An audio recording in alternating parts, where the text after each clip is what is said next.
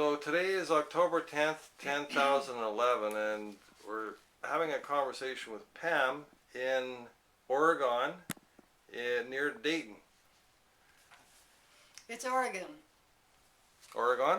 Oregon. Oregon? Okay, that's Oregon. That's my Canadian pronunciation. So one of the things I want to start with, Pam, is a little bit about your family history. Where you were born, the year, month, day, and time, if possible. I was born April 4th, 1924 in Spokane, Washington.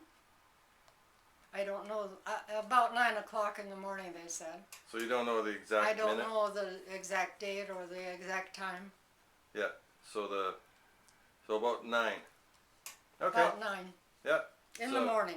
Can you say a little bit about your mom and dad and brothers and sisters, if you had I any? have one brother, 3 years older than myself, and he went into the service in the Army. That was in World War II. Yeah. And he was in London and he played a trombone in the orchestra in the Army. Oh yeah. Yeah, that was kind of fun. And you make it back? He made it back, yeah. And he was a bookkeeper for several different companies for his occupation. My mother was a bookkeeper at a Sunshine Biscuit Company. Oh yeah. And my dad was a meat cutter, a Yeah. wholesale meat cutter. Yeah. And were they born in America? Yeah, they were born in, my mother was born in Lind, Washington. I don't know where my father was born. That's about all I can say about that. Okay. Could you describe a little bit about your family? Did you grow up in? Was it religious, rich, poor, kind of middle class? We were poor. My mother and I and brother always went out to the fields and picked whatever was available and canned. We did a lot of canning. Yeah. And my mother took us to a Baptist church about twice a year, Christmas and Easter. Okay. Yeah. That's about as far as our religious movement went. Yeah. But we went camping every weekend. Oh yeah. Always fishing. My dad loved to fish, so we camped along creeks, rivers. Yeah. Hiked a lot and did that sort of thing. So you developed a love for fishing too. Yeah. Yeah. And the outdoors. Yeah. Could you say something about a little bit about your upbringing? What kind of a little girl were you? A princess, tomboy? We lived. My folks built a house about a quarter mile from my grandparents, which was my grandparents' property, and I went to school at Central Valley Grade School, Opportunity Grade School, and Central Valley High School. My folks had both gone to Opportunity Grade School. What's Opportunity Grade School? What's that mean? That means a grade school. Grades 1 through 8. Okay. And they had both gone to that same school. Oh. That's interesting, I think. Yeah. My grandparents had the second house in the valley. And they built the house, a 3-story building with concrete blocks that they formed right on the property. Wow. Yeah. They built the blocks on the property? Yeah. And what valley is that? In Spokane Valley. Spokane Valley. Where were your grandparents from? Were they also American born? Yeah, I think so, but my grandfather was a wheat farmer and a railroad man down in Lind, Washington, where my mother was born. And then in Spokane Valley, he had an apple orchard. Okay. Yeah. And where it is now is where the Spokane Valley has the electric company, that area. Oh. So were you the little princess or more of a tomboy? Oh, well, when I was in high school, I was a baton major. Oh yeah. So I led the band both at football and basketball games. You led the band. Yeah, Oh. doing them. Oh yeah. So you were a And, leader right off the bat. Then you had leadership tendencies. I didn't what? A leader.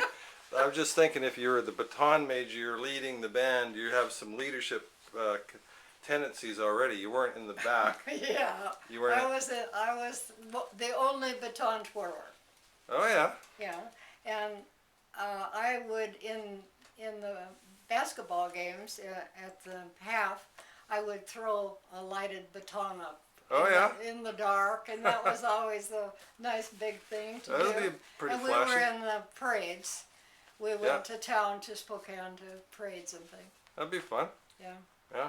I have a picture of it. Huh. Mom made my costume. Yeah. Yeah. Yeah. So what year would that would have been in? Oh dear. Around the. I was 18 when I graduated. So that would be in the 30s sometime. You were born in 24. 24 and 30. 18. Late mid 30s. Yeah. Okay. Did you have any clues in your early life that you would end up exploring such an expansive area? Not at all. None. None. Okay. What? I was interested in playing football and doing all those kind of things. Played tennis. Yeah. I played in tennis enough that I got into the Spokane City tournaments. Okay. So that was fun. Yeah. You was a skater too, weren't you? Yeah, I roller skated and broke my tailbone, so I didn't Oh. do that anymore. Yeah. Yeah. I worked for the Army Air Depot and the Navy Naval Supply Depot in Spokane and Spokane Valley. So when I worked for the Army, we went roller skating at night. I worked graveyard shift, Oh, okay. and so during the day we'd go horseback riding or roller skating or whatever Yeah. we wanted to do. Yeah. What kind of a family did you end up creating? Did you get married? I married my high school sweetheart, and he went to Hawaii. How old were you then? I was 18, So, married young. and I was married about 2 years. Yeah. I met Kurt, my husband of 40 years, at the Naval Supply Depot, and he had what they called blue baby.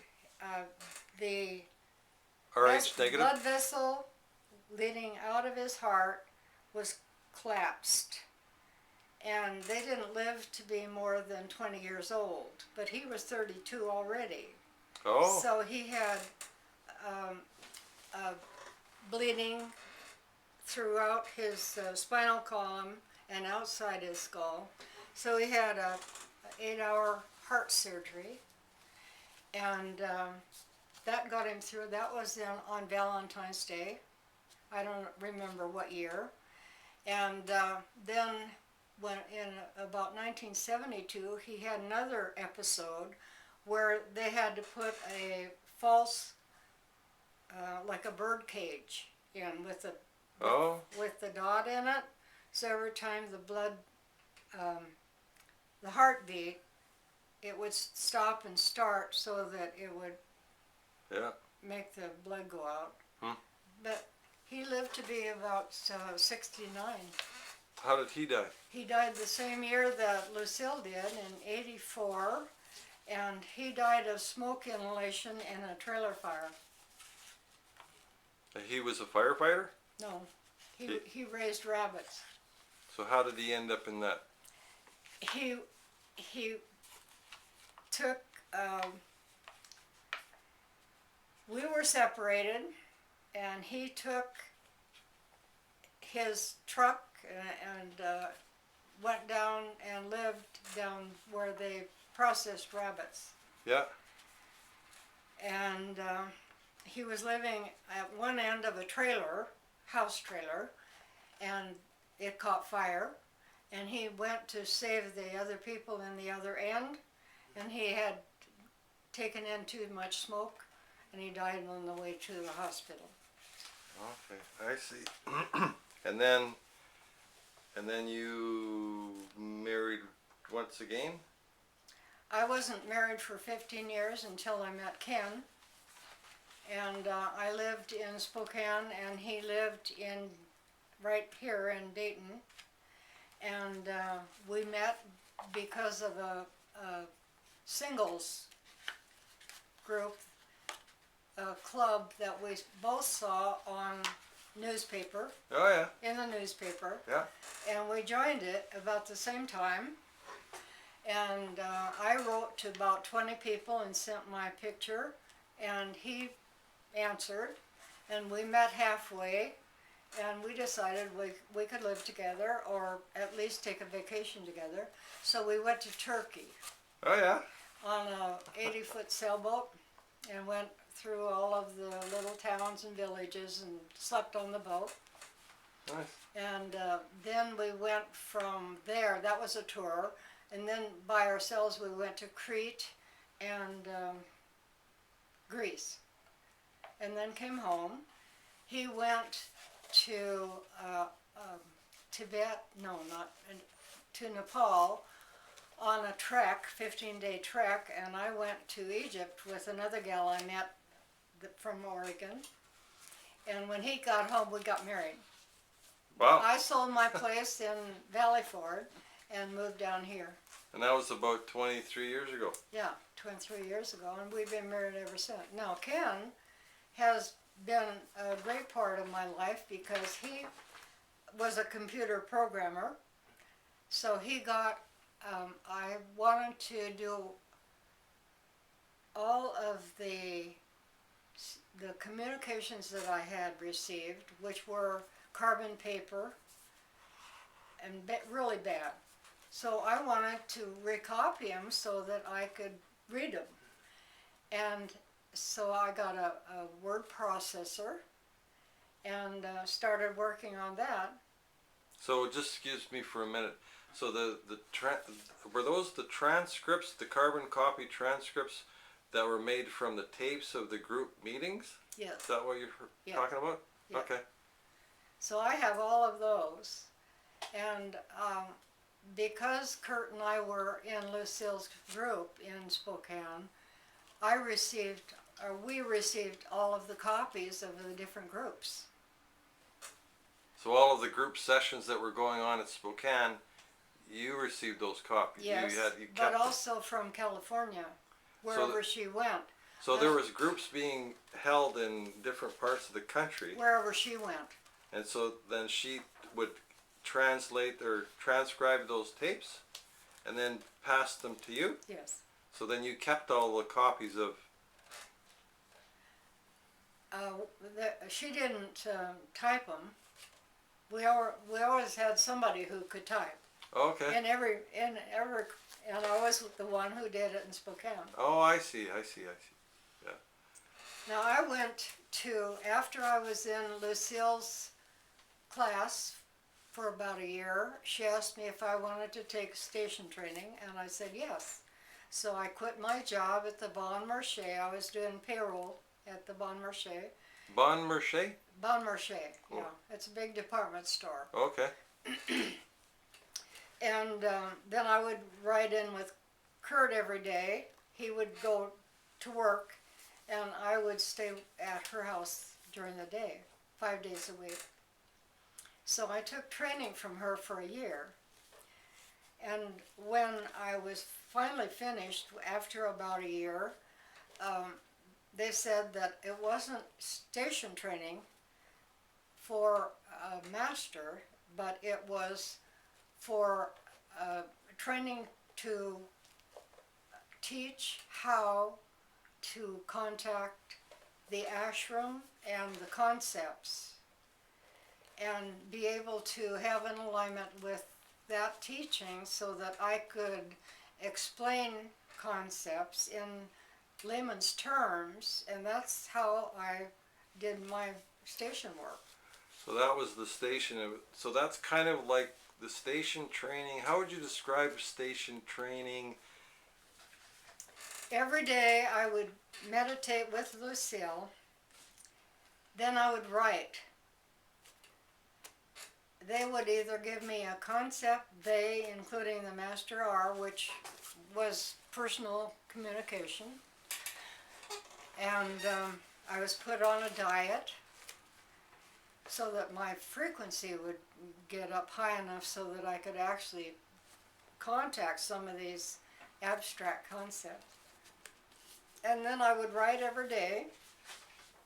In the afternoon, and while I was writing, Lucille would be writing her lessons in the same room.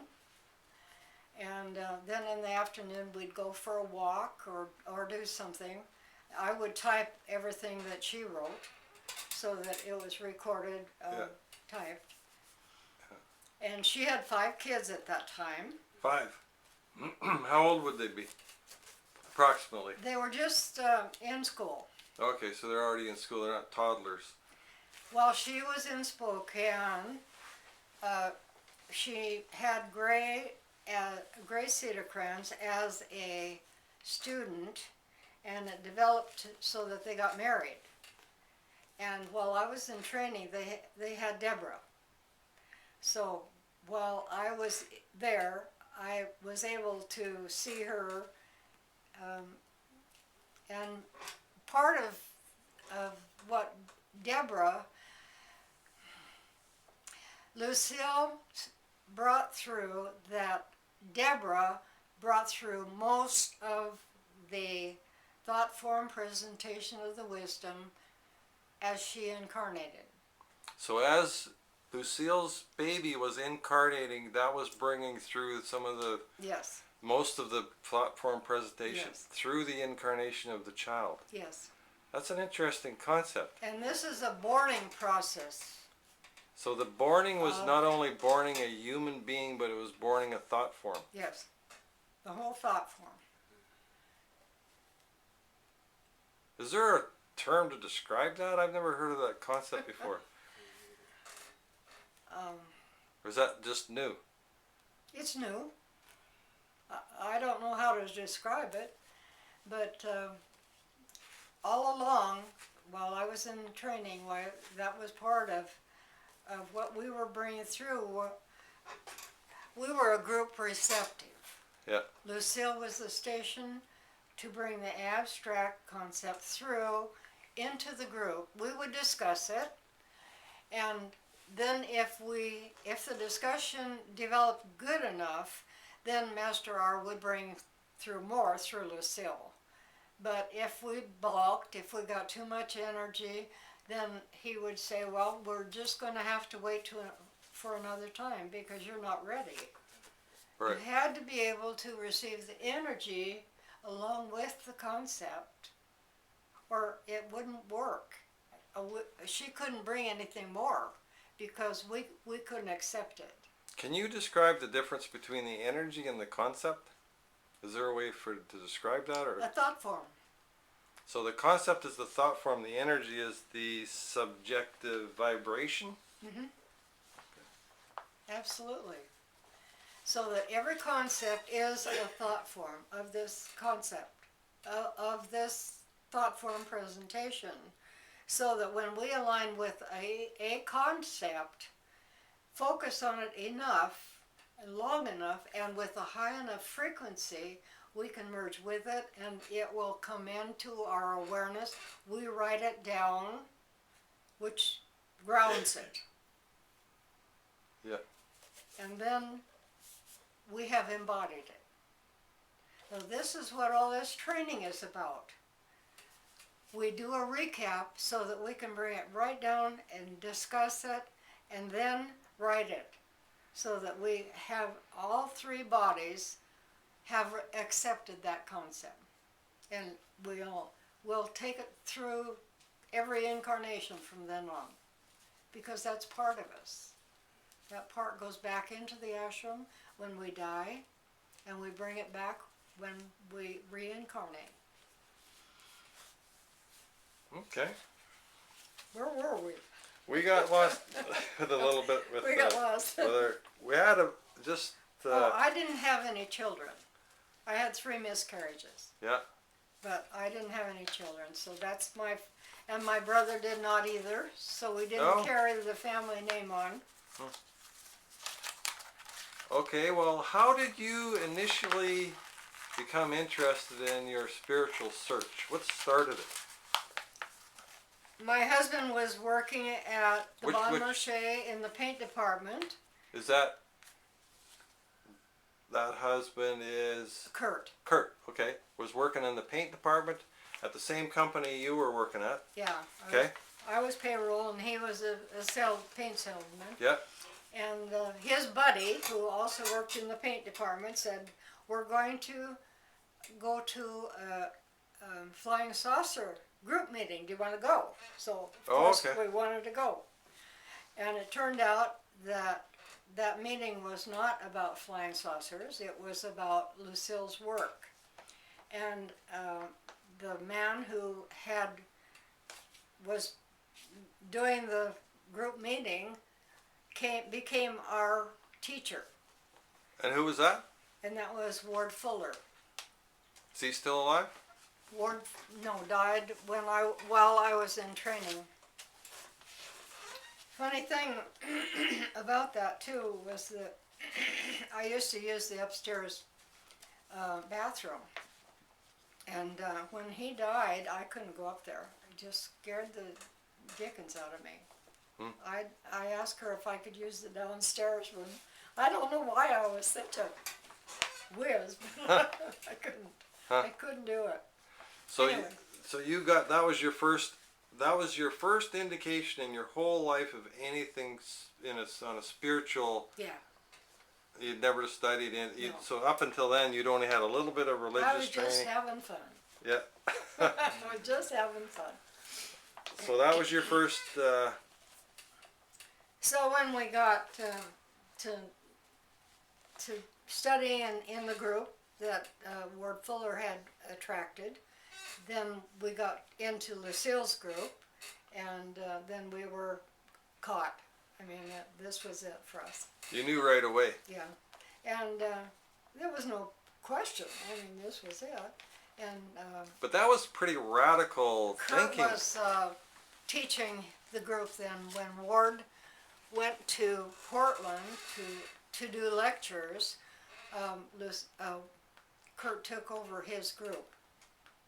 So not Kurt. Lucille's group. So Kurt was Ward. quite interested too then. Yeah, he was a really good teacher, and I wasn't. I wasn't anything. I just went along. So that was pretty radical. Those were really radical concepts Not in. for me. They weren't? No. Oh. My folks, I tried to tell my folks about it. I don't understand. So I never tried. So right away you're immediately attracted to it. Yeah, it was was- like, that was what I should be doing. There was no question. Just, okay, give it to me. Even back then, that's just, that without any kind of searching, and all of a sudden, bam, and oh yeah, okay, Yeah.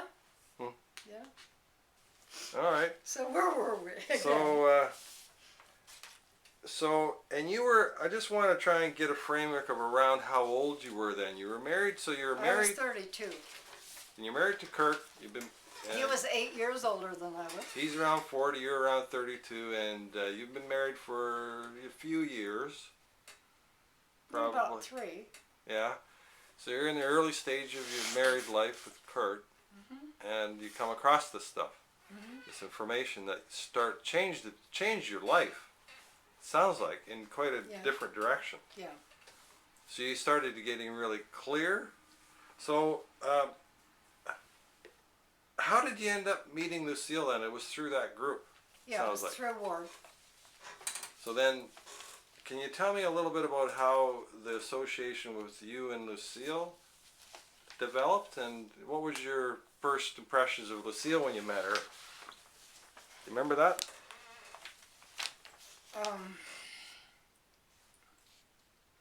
we would sit around in her living room.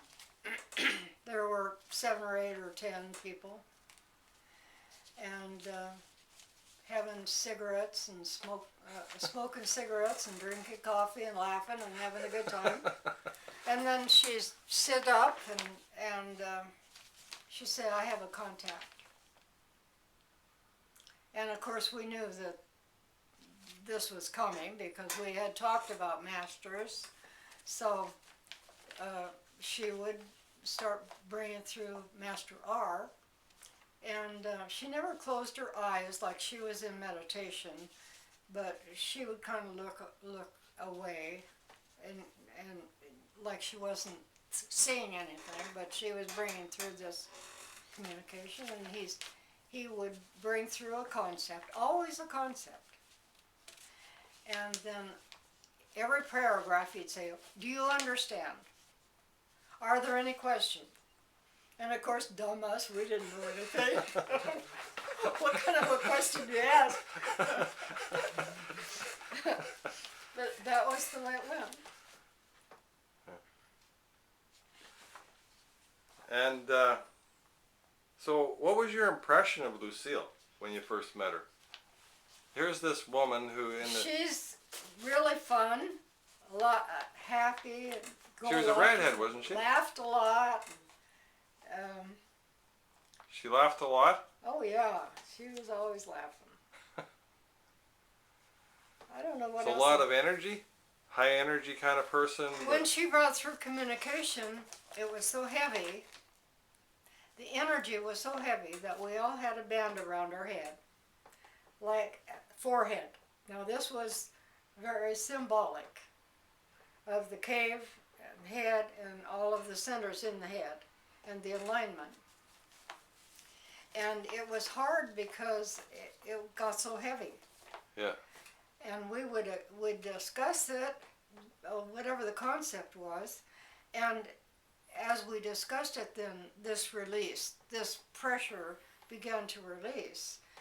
And it would happen every meeting that you'd walk into the room and this heavy energy was there right away. Yeah. And as we got the concept and discussed it, then we gradually released the energy.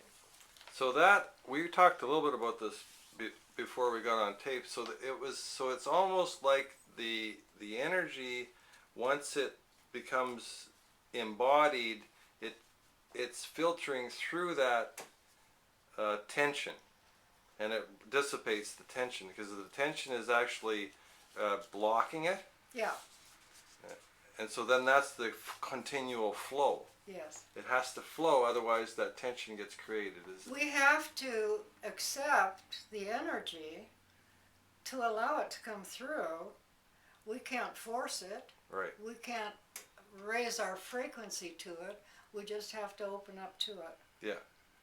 And if we can understand it with our mind, our brain mind, then it starts to release. Right. And if we ask questions, then of course that really releases it. Okay, and that actually draws it through too, yes, right? Yes. That's the importance of questions. That it actually helps to open that up, and that's why the group was so important. Mm-hmm. And the group, why he was always asking for questions. Yes, it's always a body receptive. If a teacher has a group, he is the station for that particular teaching, that lesson, and this is the body receptive. So this energy has to come through and into that group, all 3 levels, mental, astral, etheric, before it really comes down into the brain. Yeah. Okay.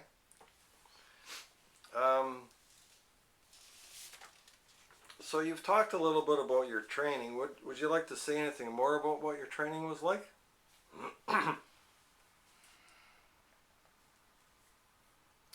I was on a diet, practically nuts and berries.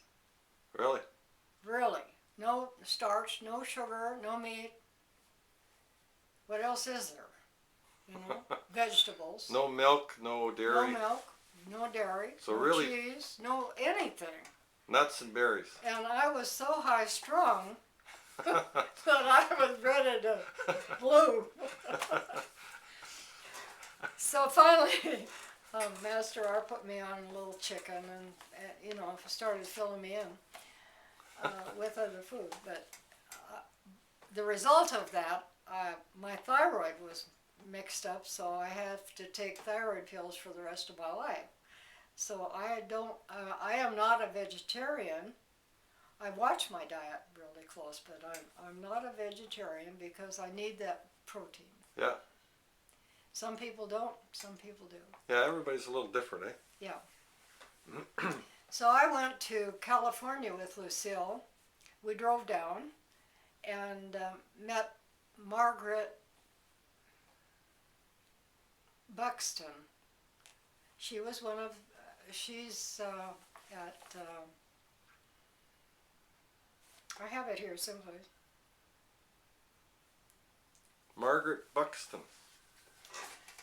Wrightwood, California, up in the mountains, above San I forget where. Anyway, so we went up there and had a 3-week interview. You and Lucille? The three of us. Yeah. Margaret was a station too. Okay. And Lucille had already trained her long before she met me, I guess. I don't know. So I'm fuzzy on who met where. Yeah, so Lucille sounds like Lucille trained a number of stations. She did. She trained Billy Roberts. And when I was in training, she trained Lois Maxwell, who later married Peter Harris. And Myrtle Morgan. While I was in training, she trained the other two too. Myrtle Morgan wrote the Younger Brothers series, which is just beautiful. It should be in publication, but I haven't done it because I was just focused on Lucille's work, and so was Wisdom Impressions. So I don't understand exactly what Younger Brothers is. What can you say a little bit more about that? Oh, it's just a little series she wrote. It was about the Lord's Prayer. Okay. And how it really means what it really means. Oh. The Lord's Prayer. I'll bet you there's lots of people that would be very interested in that. I would think so. Do you still have it? But I don't. Yes, I do. But I don't know how to get it out to others. It's just a really nice little. Maybe we could talk about that after. Yeah, I could put it on internet or something. So then you were training with another station. So was this station being trained the same way as you were, which was developing a teaching alignment? No, the other ones were actually bringing through masters. Okay. And they allowed me to bring Master DK through for whenever Lucille was present, just because I had earned the right. Because Okay. I had done the training and I had reached that point where I could, but I couldn't maintain that frequency. That was not my job. Right. Okay. This is kind of just popped into just as an aside. Was there much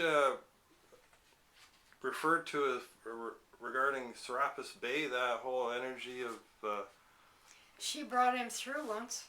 Once, so it was. Twice, I think, Serapis Bay. And it was so beautiful because it was harmonic. I can't describe it, but it was so beautiful. So quite a different energy. Oh yeah, definitely. All of the masters had different energy. Yeah. Okay. So then you're up there, and you and Lucille and Margaret are spending a week, 3 weeks. 3 weeks together, training. Yeah. Mostly telling me that I wasn't station material, master station material.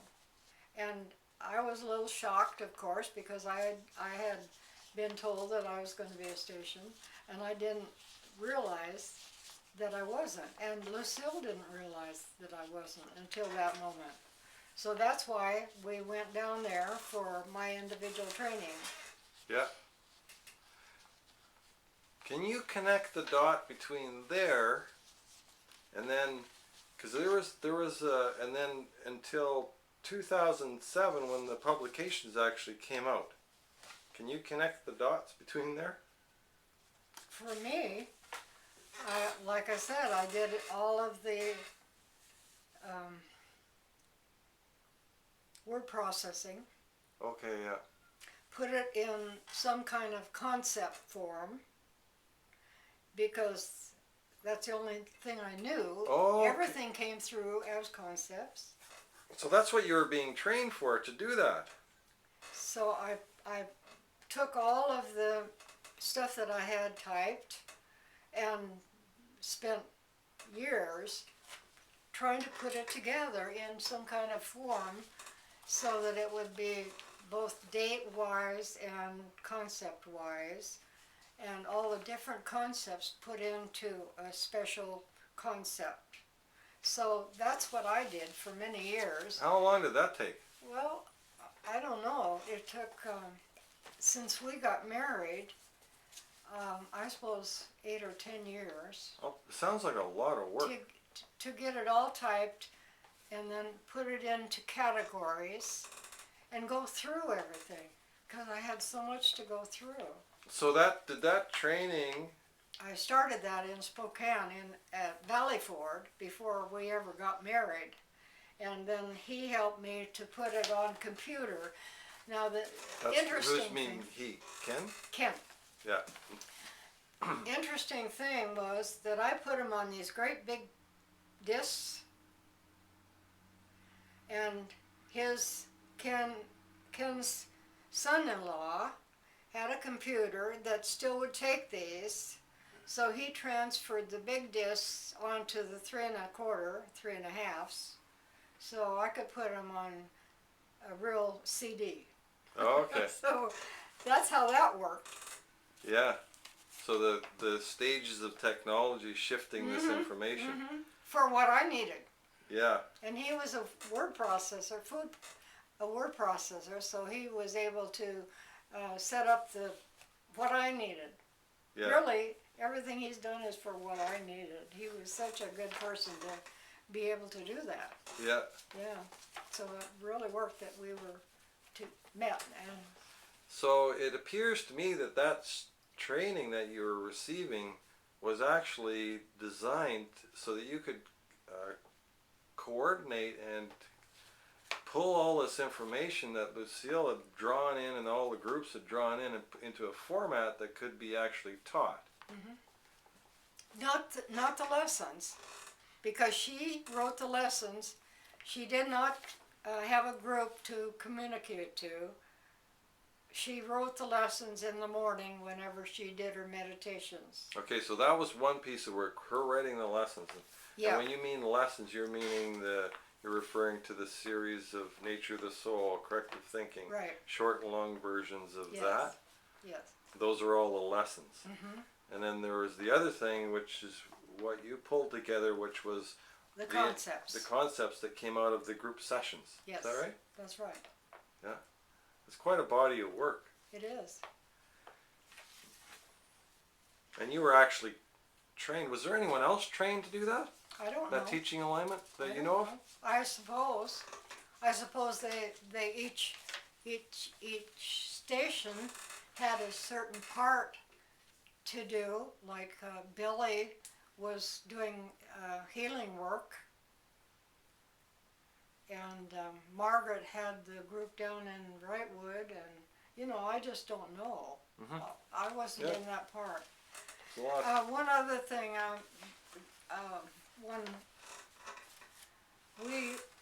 while Lucille was in Spokane, we had a lot of sound meetings. Oh, sound meetings, yeah. Sound meetings.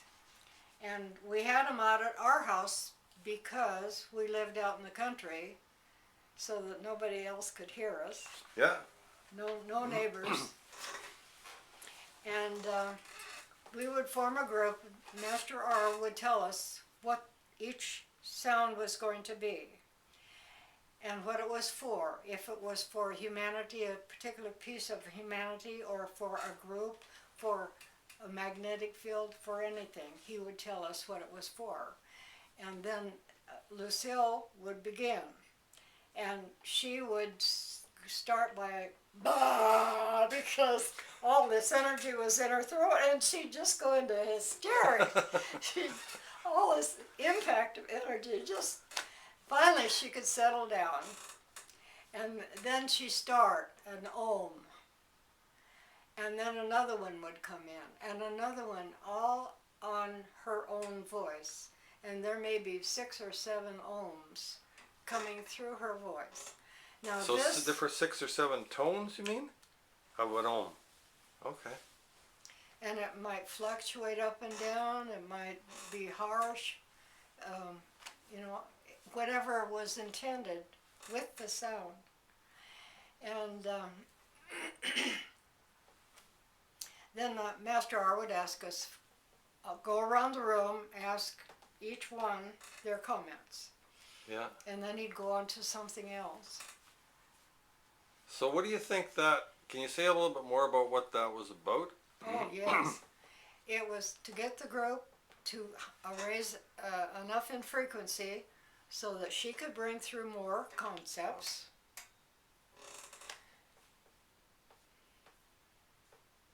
I guess that's it. Was the group toning, sounding as well with her? Or was No, just Lucille. So then it was intended, if I get this straight, it's intended to raise the group vibration so then more could come in. Or they could serve. More they could serve. Okay. It would be like a group of Tibetans in the Himalaya Mountains sitting around, and each one would put their piece of sound into her throat center. Right. Yeah. Marvelous.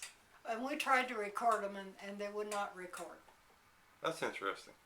We had these great big reels for recorders, and they were such hard things to type off of, because you had to stop the thing after a sentence, and sometimes you'd forget the whole sentence and have to go back, and it was such a job. Big job. Yeah. So And then try to pick it up off of what's already been typed and try to make sense of it. Yeah.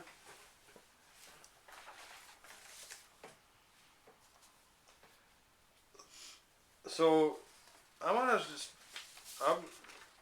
your group, the group that you were in, you jumped from group to group. So you're a part of many groups. Is that right? No, I was just part of the Spokane group. Okay, so that's Spokane group. That was your group, and then Lucille was jumping from group to group. She established the throat center in Spokane and the Pacific Northwest.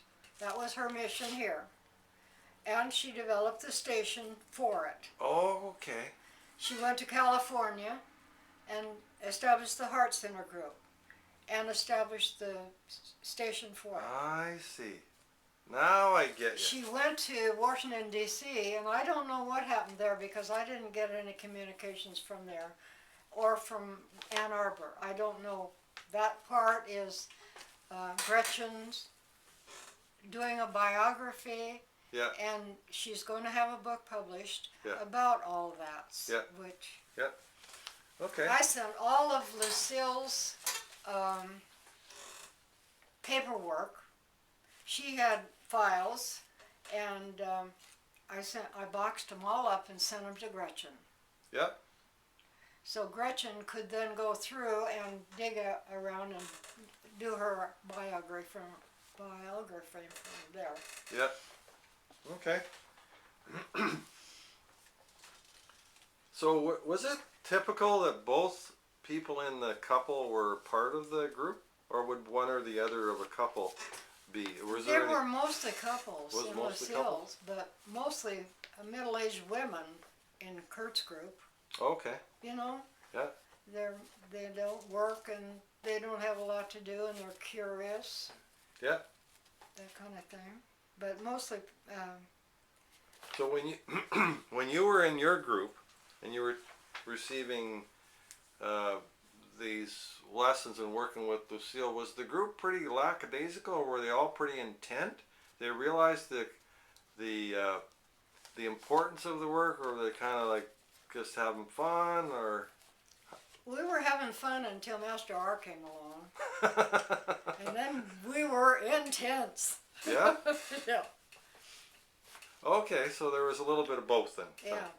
Sounds And like. when we were having a group communication, everything was focus. Okay, I see. And But when we had a break, why, everything was laughing and having a good time. yeah. Okay, I got you.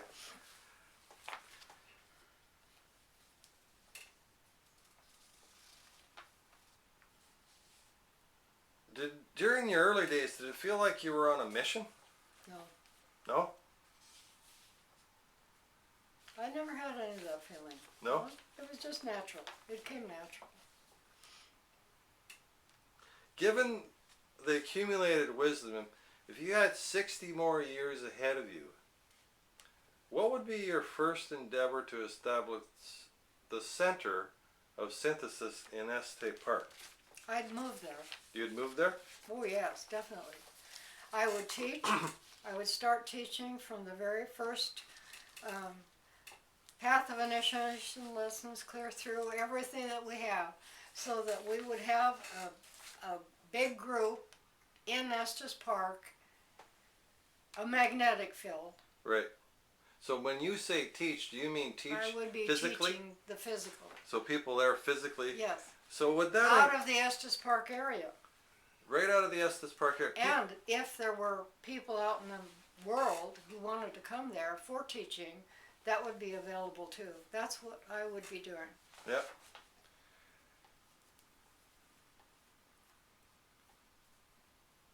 What seemed impossible when first establishing the center that you now know can be achieved with effort? The Estes Park? Yeah. Because there was a group that tried to was establishing a physical center there back in the day, They did establish a physical center. and then All we have to do is make it bigger. okay, I really believe that everything that we did with that headquarters lessons were part of establishing. This is another thought form. Yeah. It's there. right, There is nothing that can break it.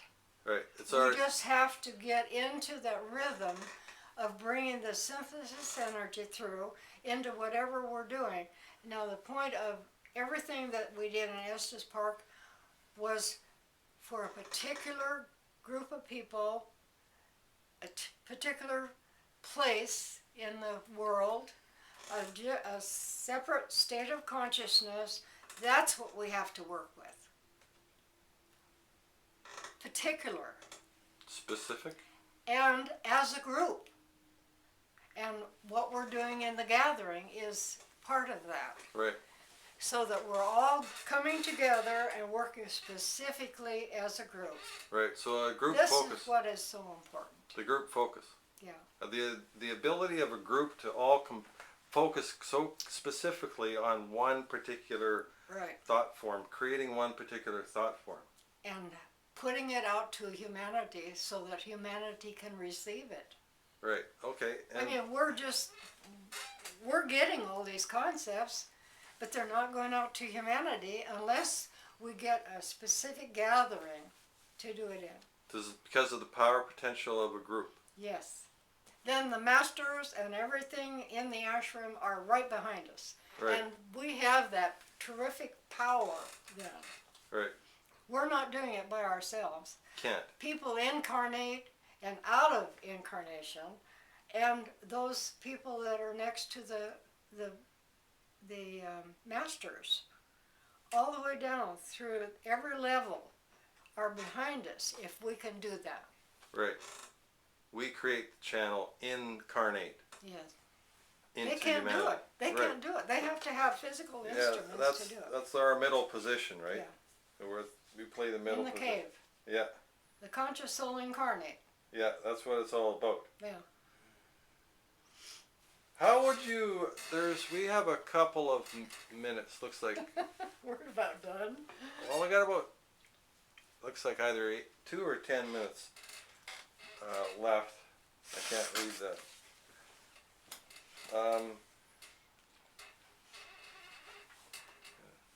Can you read that?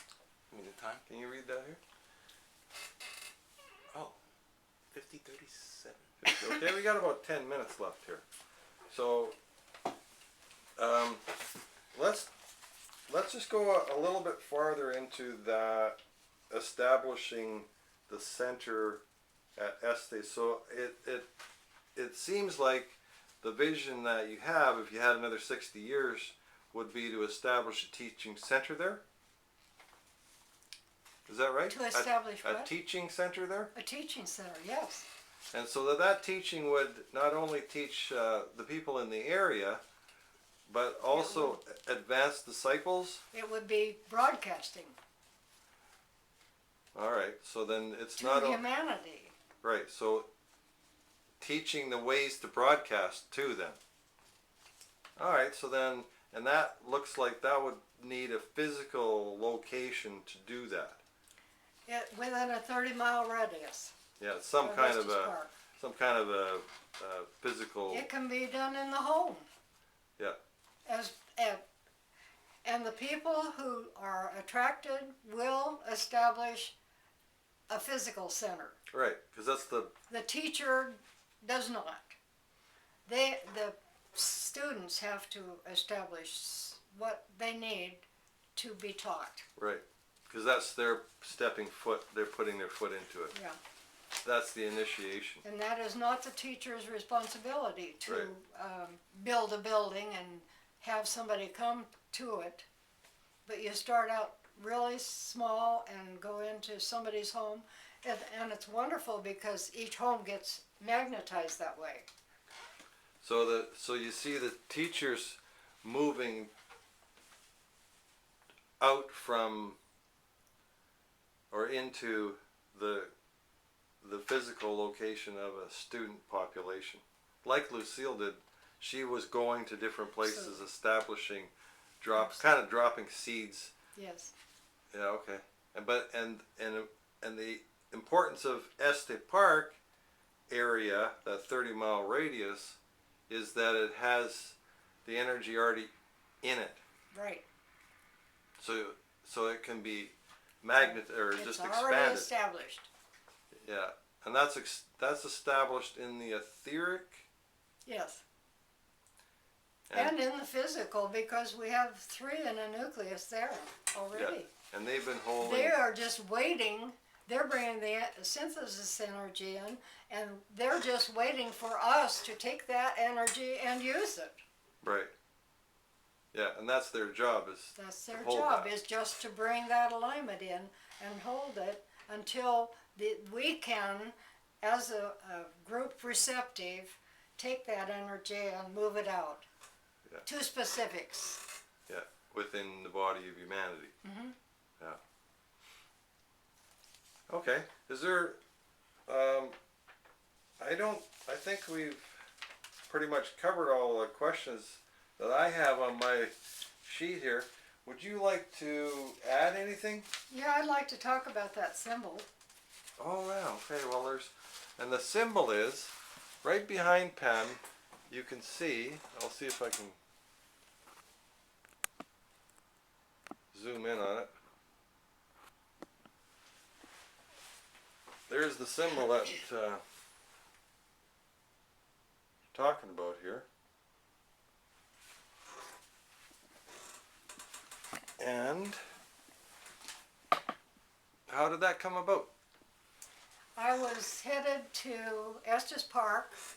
I flew into Denver and met Greg and Gretchen for lunch.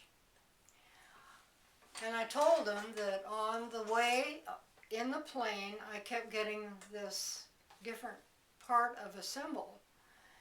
And I explained it to him and showed him the pieces of paper that where I had sketched each section of this symbol.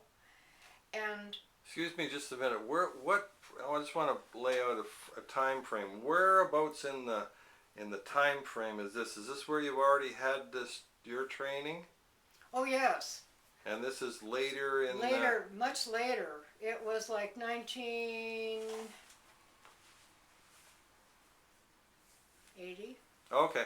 I just wanted to put No, it kind of. no, this was after Lucille had passed away. She passed away in '84, so it was after that. Okay. Yeah. That So you started getting these pieces of symbols in meditation, and they were coming in one at a time. And I wasn't really in meditation. They just kind of zapped me. Okay. So So- they're just So popping I in. started making different symbols on this piece of paper. Yeah. And I told Gretchen and Greg about it, and Greg said, just a minute, I'll be right back. So he went home and brought this back. Now, can you focus on this? It's too dark, I think. It probably won't show. But it's a block of wood with metal for the symbol.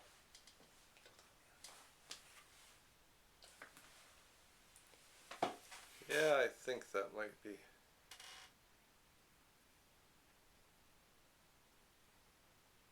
So see it, and so you can print with it. You can Yeah. you could stamp that.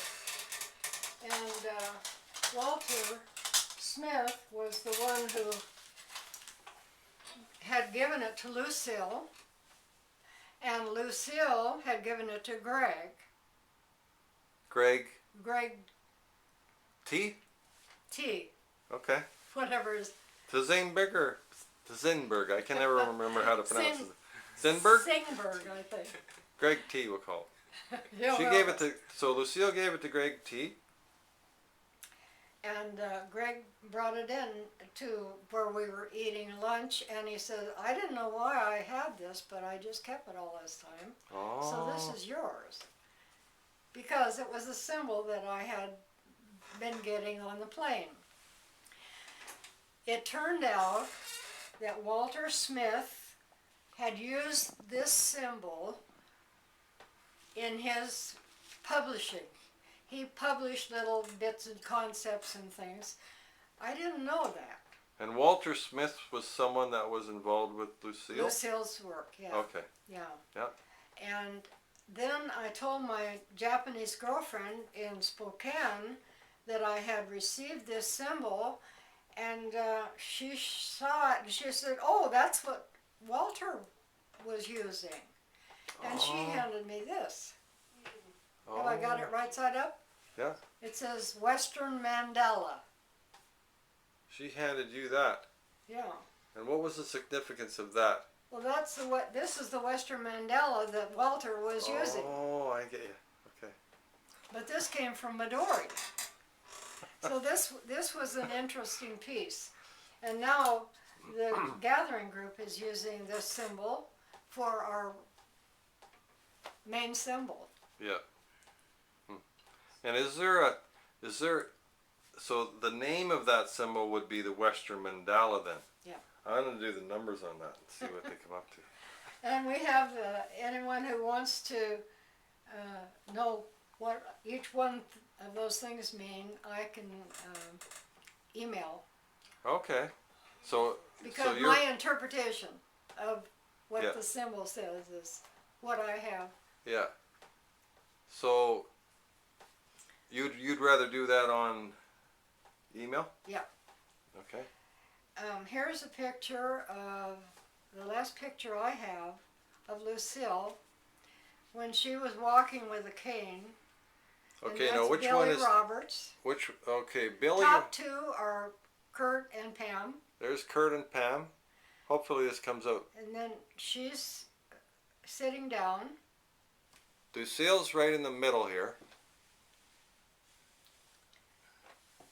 And I And don't on the remember bottom right I is Billy. Billy, and I don't remember the other girl's name. She was traveling with Lucille. They went to California to get some acupuncture for her shoulders because her shoulders were in such pain. Yeah. And this is Kurt and I when we were married. We lived together for 40 years. So you two were both involved, and did he take Yes. any training himself? Well, Kurt? he was in the class. Yeah. And in the group, yeah. But it was after he Yes, died. he did get training. Good looking fella. Power station training. Did he? And this is where we lived for 40 years out at Valley Ford. That's the house in Valleyford? Yeah. That's where the groups were held? Or at her house. But At this is Lucille's where the house? sound meetings were held. Okay, so at her house, you mean Lucille's house? Lucille's rented house in Spokane. Yeah. But that's where we live, Kurt and I. And this is Debbie, This is the her baby. daughter. This is the baby that brought the presentation through Yes. in a fashion. And Debbie, pretty young girl. She was born in 1952. Oh yeah, the year before I was born. And Debbie, does she presently have any contact with any of the? She's in the Buddhist group in Denver, Is she? and she heals through color. As far as I know, that was years ago that I heard that. Yeah. But I have no connection. Okay.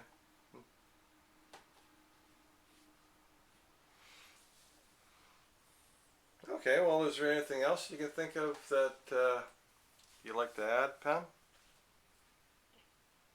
Well, I'd like you to scan all my pictures, Okay. if you would. Yeah. So these are all the pictures of headquarters Students. training. Teacher training and the headquarters groups. I'm gonna take this camera off. You're getting me. You're getting me. I'm not supposed to be. All right. Well, here's some of the pictures of the groups.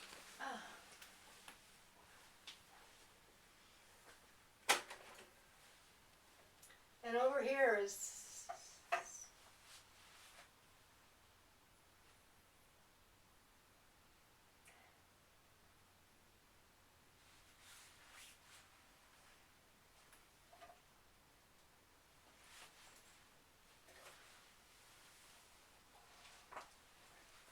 Quite a number of people. a lot of great people.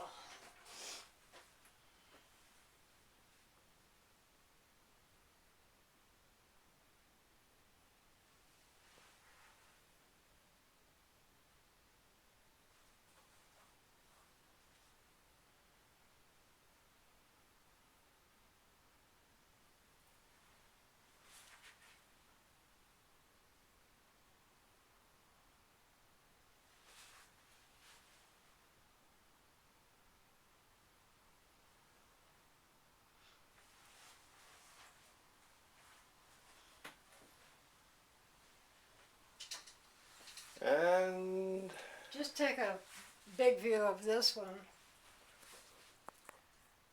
And I'd like you to get up close to the middle. We had a conference in California about copyright. And these were the people that came. This is Lois Maxwell. uh-huh. This is Lucille in 1963, and this is about a week before she died in 84.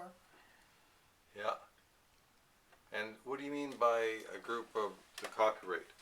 Copywriting. We wanted to know if the lessons were still in copyright. Okay. And it was decided that